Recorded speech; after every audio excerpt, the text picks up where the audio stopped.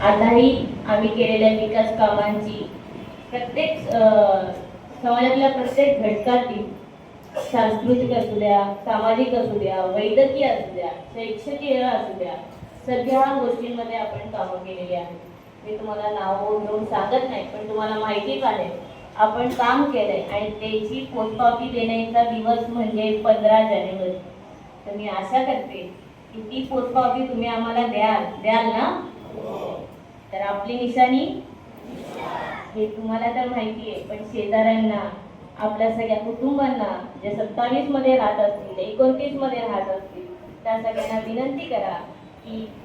शिवसेना आपल्या मागे कायम उभी राहिलेली आहे आणि येणारे 5 वर्ष आपण त्यांना संधी देऊ। या दिवा शहरात जो बदल घडलेला आहे, आता आपण मूलभूत रायगड, रत्नागिरी, सिंधुदुर्ग आणि दिव्याचं नातं, ठाणे जिल्ह्याच्या दुर्गम भागाचं आणि दिव्या शहराचं नातं आम्ही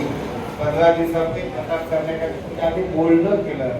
की साहेब या दिव्यातून कोकणात आणि पश्चिम महाराष्ट्रात जाणाऱ्या आणि पुण्याला जुन्नर जाणाऱ्या व्यवसायासाठी दिवा ते सावंतवाडी, दिवा ते कोल्हापूर आणि दिवा ते जुन्नर अशी आपण एसटी महामंडळाची रोजची बस सेवा चालू करूया, जेणेकरून सणासुदी आणि नियमित कोकणात जाणाऱ्या माझ्या रहिवासी बंधू भगिनींना फक्त रेल्वेवर त्या अवलंबून राहता येणार नाही, तर त्यांना त्याच्यासाठी शिवसेनेच्या माध्यमातून काहीतरी आपण सहकार्य करतो।